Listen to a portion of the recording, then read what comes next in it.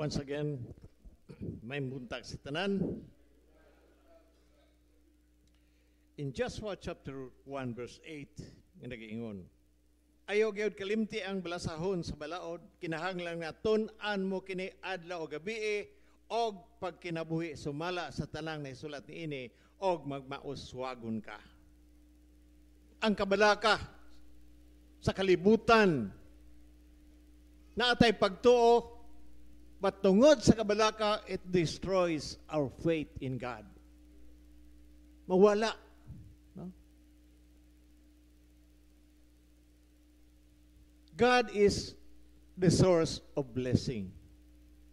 Ang Ginoo ang tuburan sa panalangin. Usahay, nalibog ta or we are distracted. Nawala ang atong focus sa pulong sa Ginoo, such as problems, circumstances, situation, o trial sa atong kinabuhi. This is what we call, mo nang gitawag na ito nga, distraction or hindrance in our blessing. Tungod sa atong kabalaka, dili mo flow ang panalangin sa Ginoo. Usay nagduha-duha ta. And James nagingon, a double-minded man is unstable in his ways. Nagalin tayo pagduha-duha.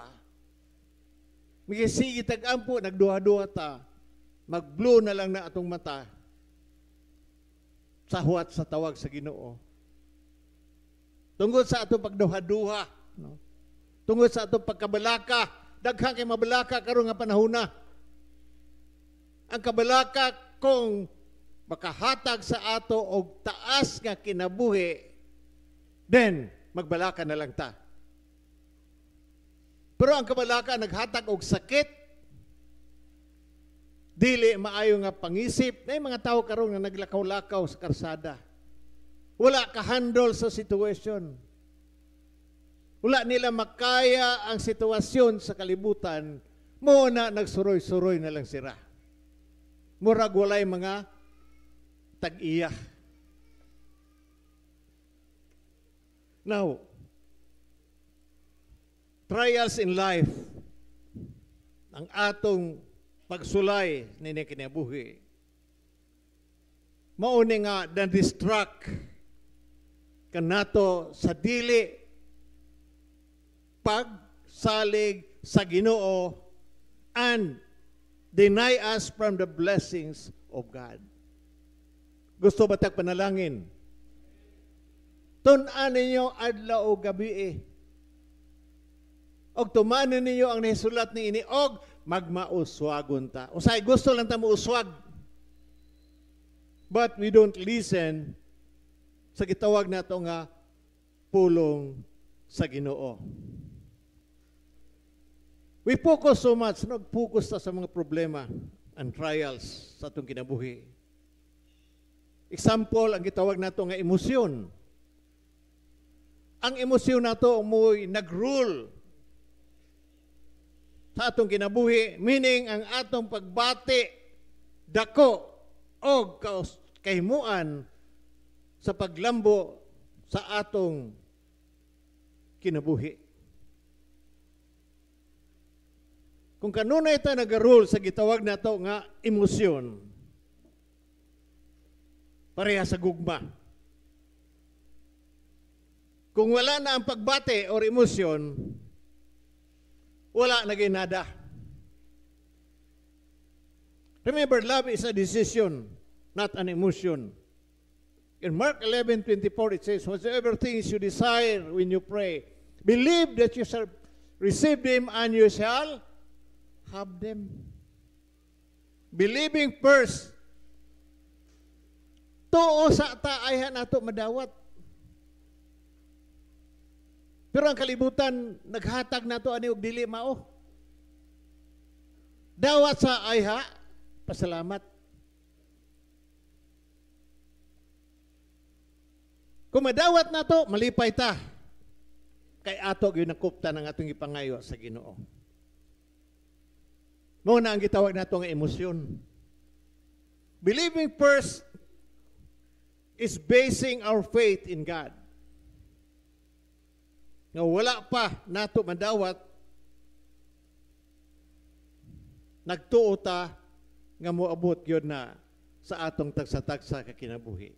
However, kinahanglan atong sabton that God is always been, always and always nga tinuuray nga source sa atong panalangin. Muna, nag-prosper ta in every area of our lives. Atong gitawag nga gi-activate nato ang panalangin sa Ginoo by obeying His Word, pag-abtik o paglihok sa iyang pulong. Atong mabasa sa katibukan sa Bible, ang mga personalidad sa Bible, mga ngalan nga nasulat sa Bible, God is their source. Amin ba ta, ana? God promised Abraham that He would bless him. Pinaagi kang Abraham, all families on the earth are blessed. Now in Genesis chapter 12, verse 1 and 3, ang Ginoo miingon kang Abraham, biyae ang imong nasod o ang imong mga parente o ang balay nga imo sa imong amahan ug lakaw ngadto sa usa ka nasod nga ipakita ako kanimo. Hatagan ko ikaw daghang kaliwat og mahimo silang dakong nasod. Panalanginan ko ikaw og himuon kong bantugan ang imong ngalan aron mahimo kang panalangin sa alang sa uban. Panalanginan ko kadtong nagapanalangin kanimo apan tunglohon ko kadtong magtunglo kanimo pinaagi kanimo panalanginan ko ang tanang nasod sa kalibutan. Sa may gibutang anak. Una ito mga kaaway, unsa giyon? Panalangini. Ayaw tungluha.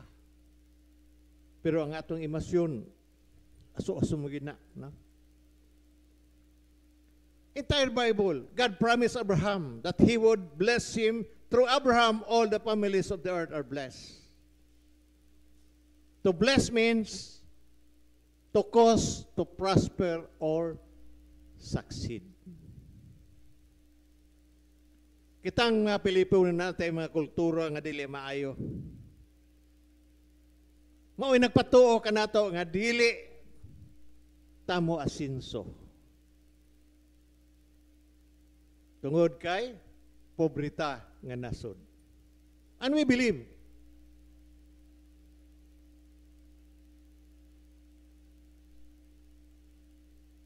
usahay ang tabang sa gobyerno na himong tapulan ang mga Pilipino.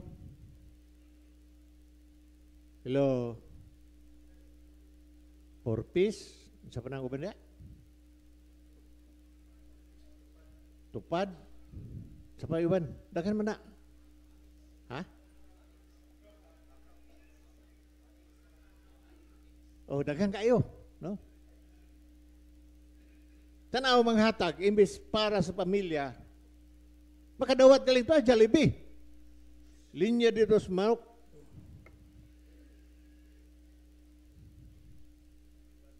Kay kaon man good. Natay kultura o gitawag na ito nga defeat. Dili gusto magpadisiplina, kultura sa pagkatapulan,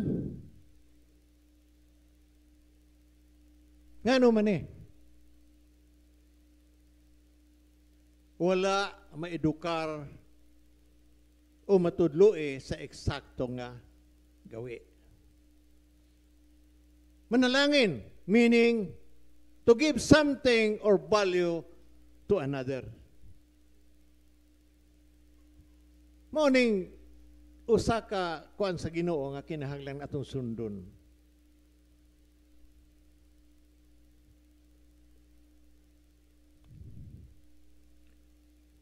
Course ang tunglo, reign on earth after the fall.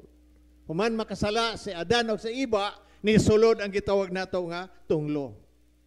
Course is a empowerment to fail and to give authority. Nata daghang kaita. Daghang kayo tunglo sa atong kinabuhi, tunglo sa kapobrehon, tunglo sa sakit, o unsa pa ng tunglo sa kabalaka. Ganahan ang yawa og duwa dani.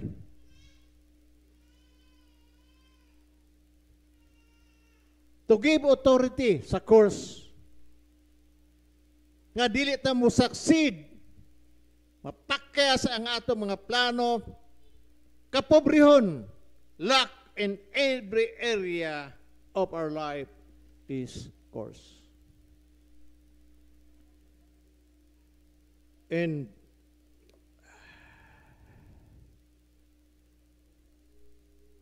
Galatians 3:13, Christ redeemed us from the curse of the law. Gilukat na taniya sa tunglo sa balaod. Nakita mga katawhan sa Ginoo kinahanglan nga magapanalangin ta sa uban. Dili ta pwede nga mahimong kabugaton. Why? Tungod kay kulang ta sa gitawag nato nga pagtulunan. Now,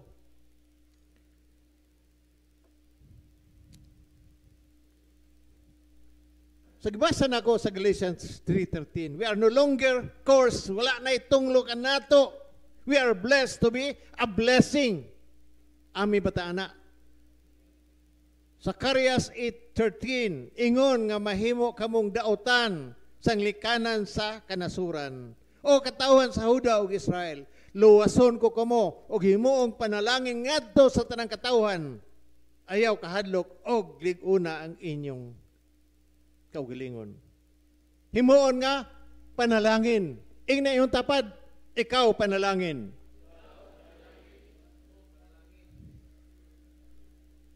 Practice lang tagsulti kayo sa kung paano maglisod banda na.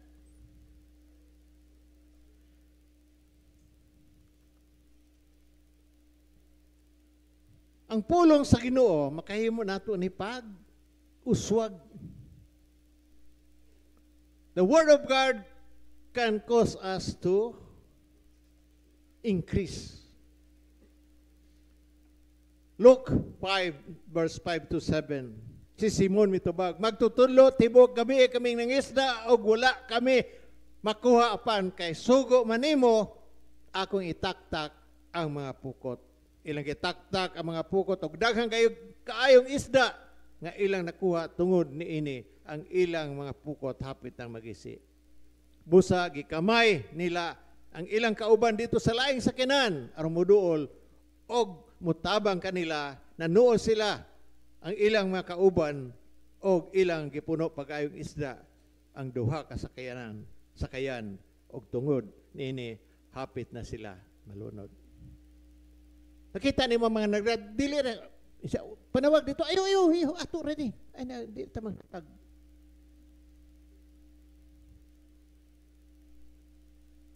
Natay nga panghuna-huna nga na. Pero that is not God's principle. Nga mahimo tang gitawag nga panalangin. Kung magtuman ta, we obey God, He causes the blessing to come upon us. At we acknowledge that God is our source. All other things are resources. We can view ang atong mga trabaho, atong farm, ang atong business, ang atong education. Nagitawag nato ni nga primary source and sustenance. However, God is our true source. He said, silver and gold are mine, and He owes everything if we really believe. Kung ang Ginoo manalangin, we can then be a blessing to others. Usay balik-balik ko istorya ni. Usay lisod kita financially. Because we are not faithfully giving our tithes and offering. Mora man sulbad sa atong kapobrehon. Amen ba mo ana? Ini yung tapat paghatag sa imong ikapulo og offering. Ang uban murang natukan. Manitangbalan umilain. Unsa may ako isulti siya na pagtaya mog luto, swirtres, sa panang uban na? Ha? Ha? Mag-scatter? Saan naman daghan na mabag-o? Lain sa ni mga ginatong gobyerno, lain na. Agiyong ka dito sugal para malingaw, pero why mo madala sa imong balay? Pildi ka? Perme. Sa ako nagigon, when God blesses us, kung ang ginumanalangin ka nato, we can then be a blessing to others. Daghan nga panahon, those with whom we associate causes us to be blessed. Usay, through association ba? Na ay nanalangin nato kay amigo, mag-agaw, tatay, nanay. Matawag nato ni nga, this is a blessing by association. Na-associate man kanila sa panalangin ka. No? Pero ang panalangin sa Ginoo, the word from God can cause us to increase. In Proverbs 11:11 nagingon, muuswag ang usa ka syudad kung may mga tao nga matarong nga naghatag sa ilang panalangin apan dauton kini sa mga pulong sa mga taong dautan. Ano maghatag bitaw ka simbahan, dauton ka. Manimiking ra na. Kwartahe lang na sila. But the command of God nga gihatag sa ato, honor God with your first fruit offerings. Hello? Unahan ninyo ang Ginoo sa gitawag nga first fruit offering. Labi na usay nag-graduate ka? Nakatrabaho ka? Mo ning giingon sa Ginoo, ihatag ang tanan nimong sweldo sa una. Sayon lisod. Lisod. Pero this is an opening door for pouring out God's blessing in our lives. Himuan ninyo ni. Maramang natukan ta. No? First fruit. Mo ning makawala sa atong kabalaka. Imbis mabalaka ta, magpasalamat, Lord, salamat sa pagsangkap sa tanan namong kinahanglanon. Kung ato ni tumanon, and the blessing shall rest upon your house. Speak blessing over your life right now. Speak blessing. Lord, panalangini ko. Say, di ta makaingana kay Lord, panalangin, ay namakakman ko, Lord. Lord, panalangin, ako maghatag, Lord, sa ako ikapulo. That's why sometimes sin is hindrance. Speak the blessing over your life and over your family. Everything on earth will increase because of the blessing. Ato hinumduman nga kada usa nato nga tao diri na ay potensyal, amen ta ana. Nga naatay mahimo. Dili ta makaingon nga pobre ko. Akong ginikanan pobre na ay potensyal nimo. Why? Because you are created in the image of God. Remember, we have that potential, meaning mahitabo ang angay natong mahitabo. Lord, panalangin ko. Lord, bless me and bless my family.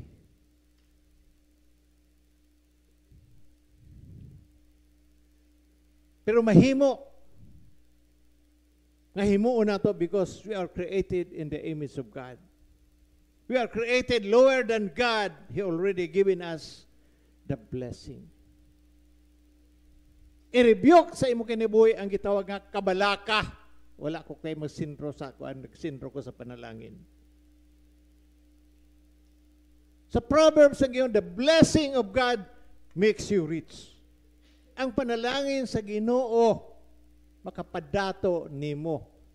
Kung ilgating wealth galing na puro kaso, tanaw ng mga senador, tanaw ng mga congressman, puro kaso. Ano man? Dili man panalangin sa Ginoo. Kung panalangin na sa Ginoo, walay kaso, hinlo. Amen ba taana? You will enjoy the fruit. Kung ang Ginoo magpanalangin kanato. We are created lower than God. He has already given us the blessing. Naana na ang panalangin. Yang yun ako ang tanan sa panindog.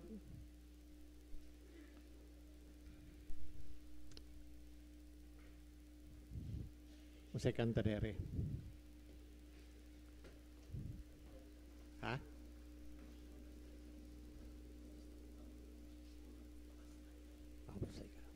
We sing this song basta ikaw, no? God will give us a blessing and command that blessing nga moabot sa inyong tagsa-tagsa ka pamilya. Pero isulti nako ni obey what God has commanded us. Sugod ta, dili ta angay mabalaka. Sugod ta karong adlaw when we receive something from God. Tiguman na ihatag na karong Domingo. Itaga ninyo sa bato, ingna ko, gabakakon ko kung dili mo moasinso sa inyong kinabuhi. Amen ba mo anak? Gusto mo nga panalangin mo sa Ginoo? Gusto na to? Dili. Gusto. As we sing this song, manamuwag ko that God will bless your family. We command God from heaven to bless you because this is His principle. Amen.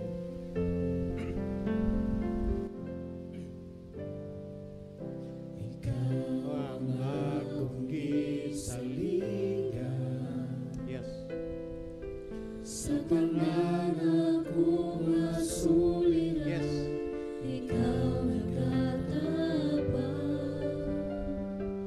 ikaw akong ikinahanglan, kay ikaw lang among Diyos na gamanan. Ikaw ang akong gisaligan, sa tanan akong asuliran, ikaw nagkatabang, ikaw akong gikinahanglan, kay ikaw lang among Diyos na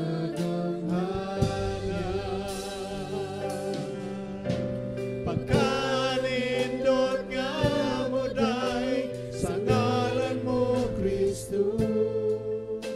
tanan ikinahanglan ko. Yes. Salamat, Ginoo. Pagkalindot nga mo day Sa ngalan mo, Kristo, walay kahadlok ko kabalaka, bisan wala to Yes. ang problema, basta ikaw. Basta ikaw. basta ikaw Ginoo anak.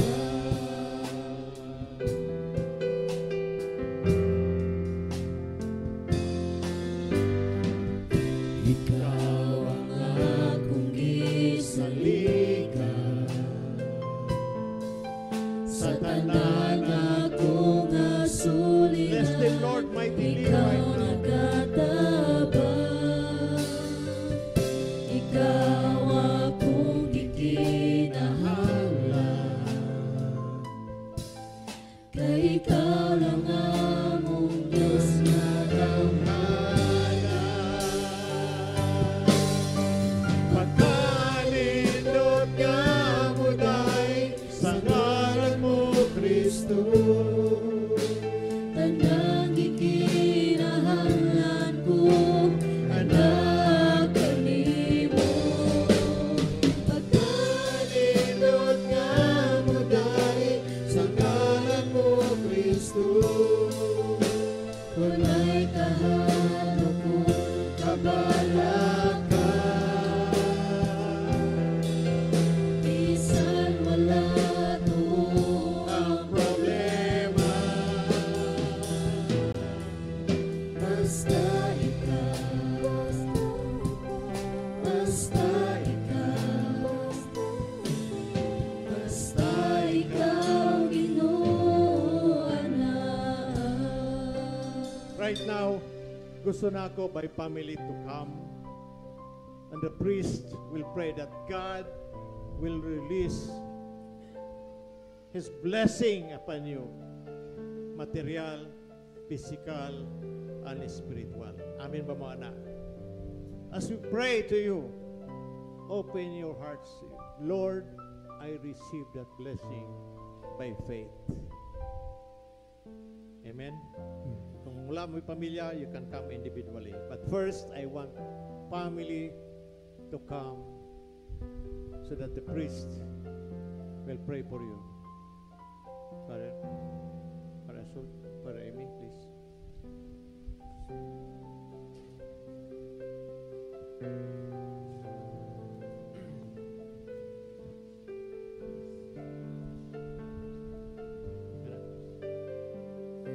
My family, please come first. Ikaw ang akong gisaligan. Because as I laid my hands on this family, release that blessing right now, Lord. That whatever their hands touches, prosper them mightily, Lord, for your glory. Receive the blessing and the healing of God in your lives, financially and spiritually. In the name of the Father, the Son, and the Holy Spirit. Amen. Kay ikaw lang among Diyos nga gamhanan. Lord, as I laid my hands with the family of Alan right now, thank you, Lord, for pouring out your Spirit upon them. Bless them mightily. Right now, Lord, I command blessing, financial blessing. Right now, Lord, spiritual blessing in their life right now, that they will receive whatever their hands touches.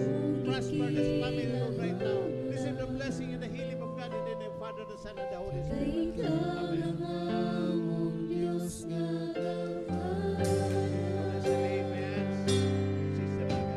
Salamat, Lord, ikaw, kapanalangin. I release that blessing right now with the power of God right now. Receive the blessing and the healing of God in the name of the Father, the Son, and the Holy Spirit. Gikinahanglan ko, anak kanimo. Receive the blessing of God in your life, family right now. We thank you, Lord, that you can pray. Thank you, Lord, that we pray your word. Receive the blessing and the healing of God. Walay In the name kahalo of the Father, the ko, Son, and the Holy Spirit. kabalakan. Bisan wala Lord, tuong as I lay ang my hands right now in the name problema, of Jesus, I pray, Lord, that you will release the blessing, Lord, in the family right now in Jesus' name. Whatever hindrances, Lord, we believe in your word. Basta You will bless them mightily. We release that blessing, basta financial blessing. ikaw, Receive Ginoo, the anak. blessing and the healing of God in the Father, the Son, and the Holy Spirit.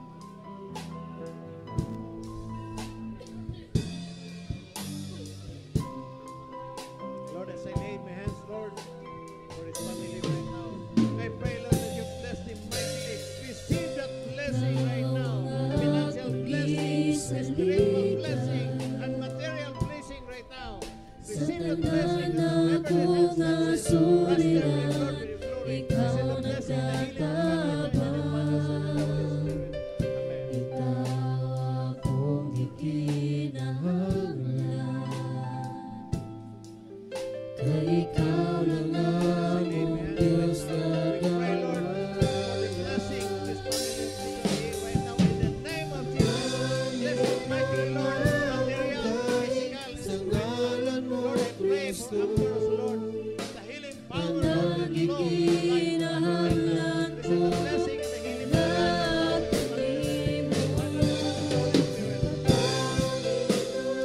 Kamudain sa ngalan mo, Kristo. Wala'y tahalukong Lord, in the name of kabalaka. Jesus, I lay my hands over this family right now. Bisan Release that blessing, Lord, to this family right now. ang Whatever their hands touches, prosper them, Lord. Bless them mightily, financial, physical, and spiritual, and material right now. Receive the blessings of God. In the name of the Father, the Son, and the Holy Spirit. Amen. basta ikaw ginuuan na. Kahit kamudain sa ngalan mo, Kristo. Lord, as I pray, Lord, Tanang receive the blessing of God, financial, physical, material, and spiritual. Receive that by faith right now. Receive the blessing of God Almighty. Whatever your hands touches, prosper them, Lord, with your glory. In the name of the Father, the Son, and the Holy Wala'y Spirit. kahalukong kabalaka. Lord, as I lay my hands right now, Lord, sa pamilya, Ginoo, Seek, O Lord. Thank you, Lord, that you will bless them mightily. Bless them financially, bless them materially, bless them, Lord, spiritually right now. Receive the blessing of God. Whatever thing good, Lord, touches, prosper them mightily. Lord, ang mga po, tagaan niyo magtrabaho right now, Lord, we believe in your word. Si Bujik, open doors for him, Lord, in the name of Jesus. We know it is impossible, but Lord, we believe nothing is impossible. We receive the blessing and work right now. Receive the blessing and the healing of God in the name of the Father, the Son, and the Holy Spirit. Amen. Basta ikaw, basta ikaw, Lord, as I lay my hands right now, basta bless this family, Lord, right ikaw, now. Ginoo. Financially, physically, spiritually, materially right now. Receive the blessing, open up, Lord, the windows of heaven, so pour out a blessing in their life. In the name of the Father, the Son, and the Holy Spirit. Amen.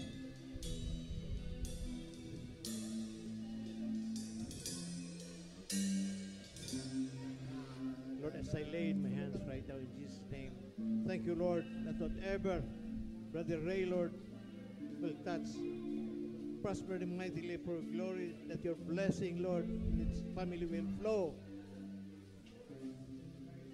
Sa akong brother, Lord, right now. Thank you, Lord, for the financial blessing. Thank you so much, Lord, for material and physical and spiritual. Receive that by faith right now. Receive the blessing and the healing of God in the name of the Father, the Son, and the Holy Spirit.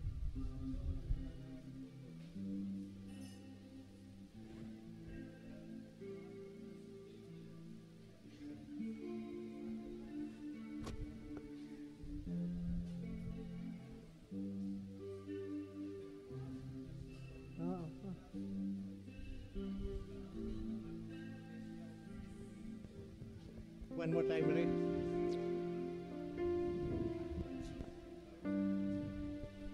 Please stand. Ikaw ang akong gisaligan, Sa tanan akong asuliran, ikaw nagatabang. Ikaw akong ikinahanglan, kay ikaw lang akong Diyos na damana. Come on. Pagkaninot ka muday sa ngalan mo, Kristo. Nang ikinahanglan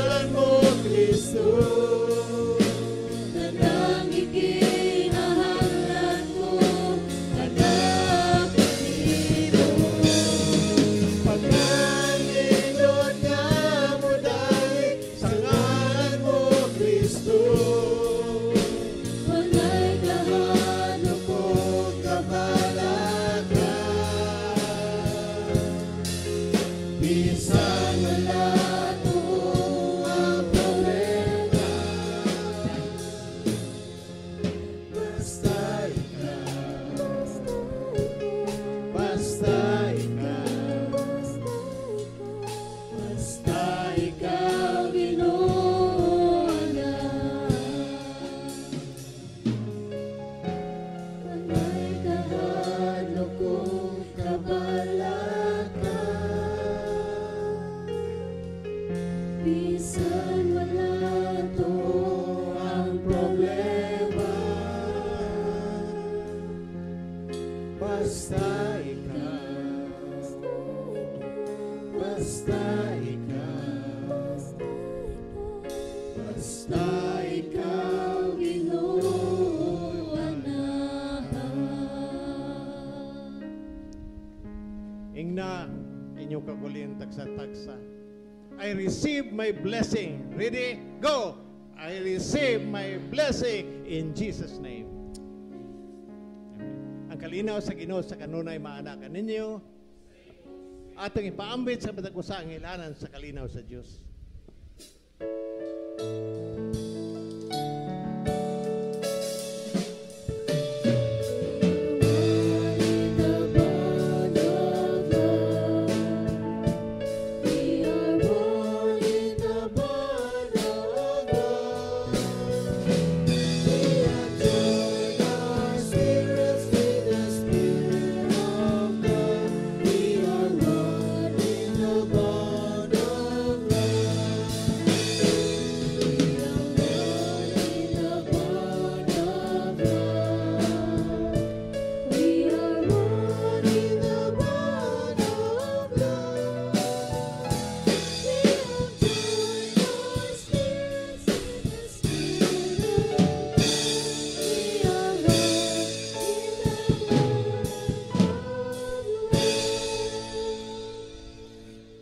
Gihan niyo ang tanan sa pagpaglingkod. Dirita karon sa atong pagpagandam sa paghatag. Padayon gihapon ang atong 5 pesos alang sa mga bata para sa mission fund. Atong lokal nga iglesia, dili na din sa dalon sa national kundi ato ana, no? And 10 pesos alang sa mga hamtong. So, kung namatay blank diya or white envelope, butangin lang inyo na siya og kaning mission fund, no? Para sa pagpadala sa mga missionaries, mga Bible studies sa lain-lain nga lugar sa hingoog ato kanang pagamiton. O diri sa itong paghatag, di na natin ko magtaas o exhort tungod kay ang atong tema ang gihisgutan ni Bishop karon bahitungod man sa paghatag. Apan, moingon lang ko nga, niingon ang Biblia usab nga dili kuno makalabaw ang kagugi sa panalangin sa Ginoo. So, gipanalangin na naman tagmaayo sa Ginoo. Amen? Ang gusto po sa Ginoo, gani sa tamang tinapulan, no? Atong intrahan og kakugi gihapon.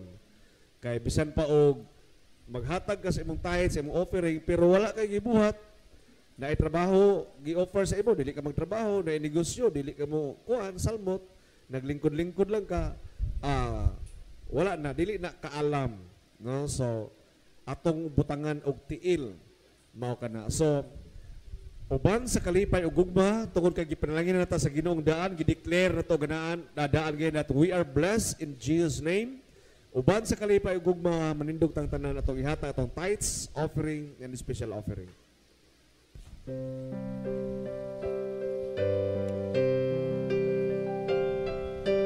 Ang tanan nga mga panalangin atong nadawat gikan sa Dios, kinahanglan balik na nato siya, kay ang tanan iyahaman. Sa ihatag